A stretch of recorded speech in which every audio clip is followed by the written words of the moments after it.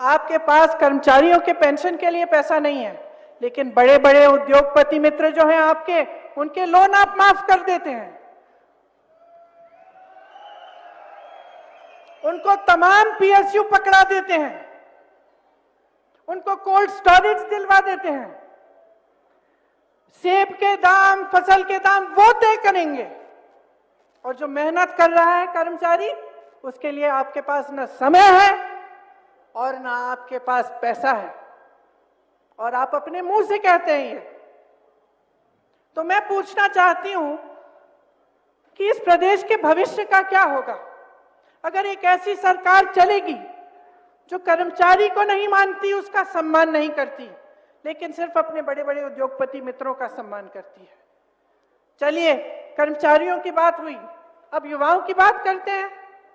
युवाओं की क्या हालात है यहां? 63,000 से ज्यादा सरकारी नौकरियां खाली पड़ी हुई हैं, पद खाली हैं, 5 सालों से खाली हैं, भरे नहीं जा रहे हैं। नौजवान बेरोजगार हैं, यहां पे बहुत सारे पढ़े लिखे नौजवान हैं। मैं जिससे मिलती हूं, बीए पास, एमए पास, नौकरी है, रोजगार है? नहीं है जी, यही जवाब मिलता है। तो जो अपने भविष्य के लिए एक नौजवान ये उम्मीद नहीं रख सकता, जो मेरी नौजवान बहनें पढ़ती हैं, लिखती हैं, आप सब उनकी परवरिश करते हैं, मेहनत से पढ़ाते हैं, लिखाते हैं, लेकिन वे उम्मीद ही नहीं कर सकते कि उनको नौकरी मिलेगी। तो कैसी सरकार है ये? न महिलाओं के लिए कुछ है, न युवाओं के लिए है, न कर्मचारियों के लिए है। बागबानों को देखिए, आज जैसे मैंने कहा, फसल के दाम, सेब के दाम, आप यहां पे टमाटर उगाते हैं, मशरूम उगाते हैं, इस सब के दाम बड़े बड़े उद्योगपति तय करेंगे। आपको अपने फसल का दाम नहीं मिलना चाहिए।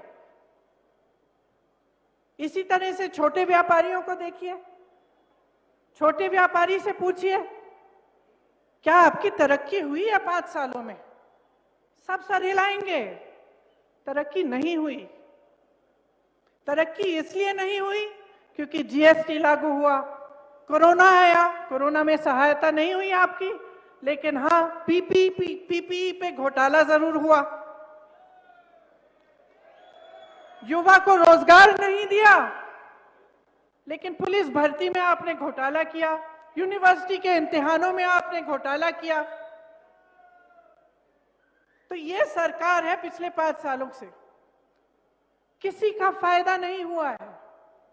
ये कहते हैं ना कि रिवाज बदलना चाहते हैं, मैं तो कहती हूं रिवाज आपने बदल दिया।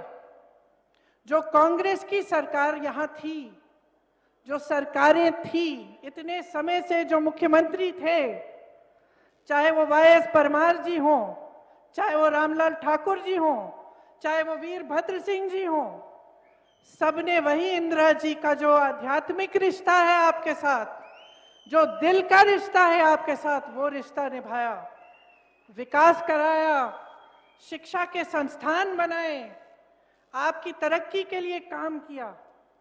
उस रिश्ते को इन्होंने, उस रिवाज को उन्होंने बदल डाला है। इंतजार मत करिए कि रिवाज बदलेगा, रिवाज ये 5 साल पहले बदल चुके हैं। और क्या किया इन्होंने?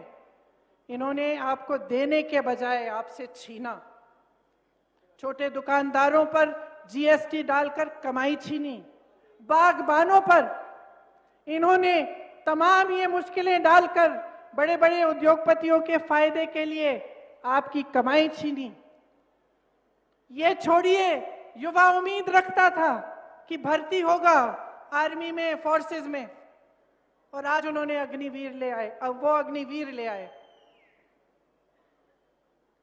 अगर आप अपनी फौजियों को, अपने जो देश के लिए शहीद होने के लिए तैयार हैं, उनको आप ठेके पे आप रखेंगे?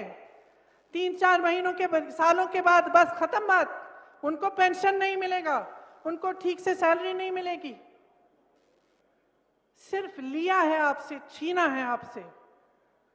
अरे महिलाओं से मेरी बहनें बैठी हुई हैं, आपको तो गैस सिलेंडर कहते हैं कि दिया, 1000 रुपए का गैस सिलेंडर कौन खरीदेगा? वो भी आपसे छीन लिया है। युवाओं का भविष्य छीना है, छोटे दुकानदारों की कमाई छीनी है, किसानों बागबानों की कमाई छीनी है, पेंशन छीना है। क्या आप ऐसी सरकार चाहते हैं? आप बताइए, क्या आप बदलाव चाहते हैं? चाहते हैं कि नहीं? जोर से बोलिए। चाहते हैं। जिस से मैं मिलती हूं वो कहते हैं मुझे, हम बदलाव चाहते हैं, थक गए हैं हम।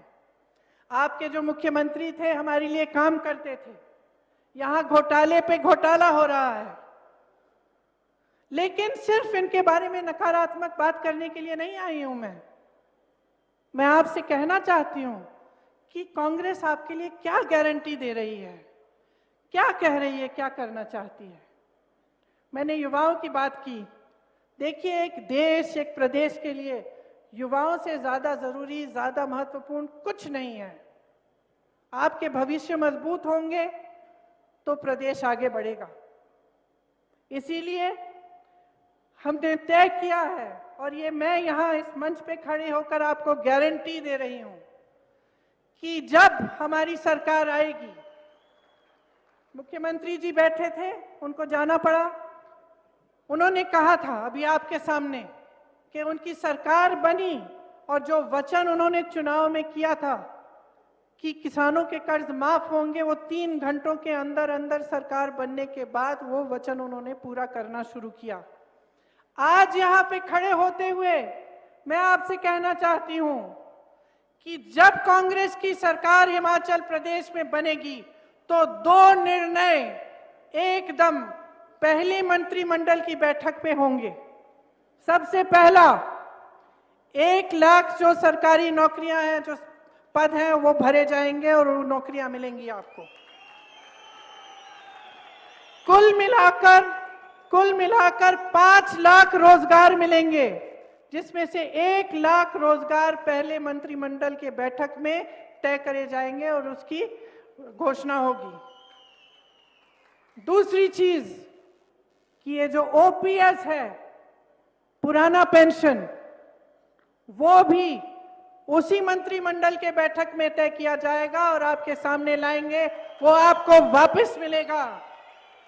इस प्रदेश के जो 2 लाख कर्मचारी हैं, उनको अपना हक मिलेगा, क्योंकि ये उनका हक है, उनका अधिकार है जो उनसे छीना गया है। यहाँ पे तमाम युवा हैं, पिछले 5 सालों में नौकरी आपको मिली नहीं, रोजगार आपको मिला नहीं, लेकिन मेरे सुनने में आया है कि यहाँ पे ड्रग्स बहुत फैले हैं। एक ड्रग पॉलिसी बनेगी और डी एडिक्शन सेंटर हर जगह लगवाए जाएंगे। लेकिन सबसे महत्वपूर्ण बात है कि हमारा पूरा जोर रोजगार दिलवाने में जाएगा और 680 करोड़ का स्टार्टअप फंड बनवाएंगे।